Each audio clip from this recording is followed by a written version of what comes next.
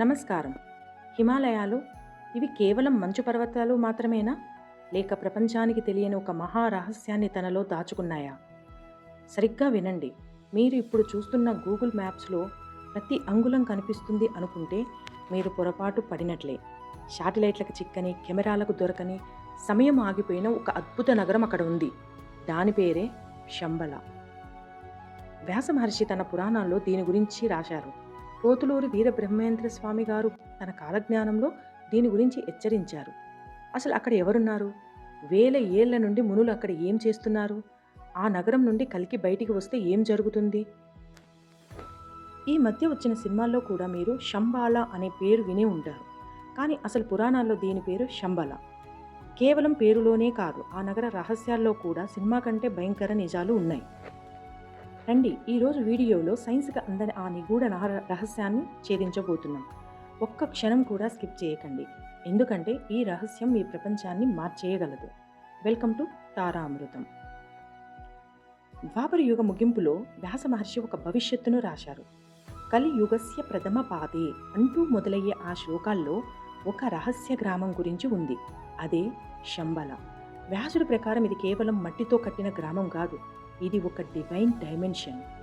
భూమి మీద ఎక్కడా లేని స్వచ్ఛత అక్కడ ఉంటుంది.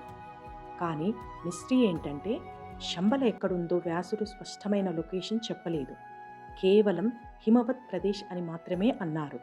అంటే అది మన కళ్ళకు కనిపించని ఒక 4th డైమెన్షన్లో ఉందా అనే ఆలోచన వస్తుంది. వ్యాసుడు చెప్పిన ఆ కోడ్ను ఛేదించడానికి శతాబ్దాలుగా ప్రయత్నాలు జరుగుతూనే ఉన్నాయి. కానీ ఆ తలుపులు తెరుచుకునే సమయం ఇప్పుడు వచ్చిందా అనే డౌట్ వస్తుంది. ఇక్కడ ట్విస్ట్ ఏంటంటే తెలుగు నేల మీద పుట్టిన కాలజ్ఞాని వీర బ్రహ్మేంద్ర స్వామి గారు కూడా సరిగ్గా ఇదే విషయం చెప్పారు. ఆయన దానిని సిద్ధాశ్రమం అని పిలిచారు. నేను సిద్ధాశ్రమం నుండి వస్తాను, వీరభోగ వసంతరాయలుగా ధర్మాన్ని నిలబెడతాను అన్నది ఆయన వాక్కు. బ్రహ్మంగారు తన కాలజ్ఞానంలో ఒక మాట చెప్పారు. కలియుగంలో ధర్మం నశించినప్పుడు, భూమి అకస్మాత్తుగా కంపించినప్పుడు సిద్ధాశ్రమం తలుపులు తెరుచుకుంటాయి. వ్యాసమహర్షి చెప్పిన శంబల, బ్రహ్మంగారు చెప్పిన సిద్ధాశ్రమం రెండూ ఒకే నగరానికి ఉన్న వేర్వేరు పేర్ల? ఒకవేళ అదే నిజమైతే అక్కడ కాలం ఆగిపోయిందా? మన కాలమానం ప్రకారం అక్కడ ఎన్నో ఏళ్ళు గడిచినా అక్కడ ఉన్నవారికి కేవలం కొన్ని రోజులే గడిచాయా? అక్కడ మునులు వేల ఏళ్ల నుండి సజీవంగా ఎలా ఉన్నారు? ఇది వినడానికి ఒక కల్పిత కథలా అనిపించవచ్చు, కానీ ఆధునిక సైన్స్ కూడా ఇక్కడ కొన్ని చిక్కుముడులు ఉన్నాయి. హిమాలయాల్లోని కొన్ని ప్రాంతాల మీదుగా విమానాలు వెళ్ళడానికి పైలట్లు భయపడతారు.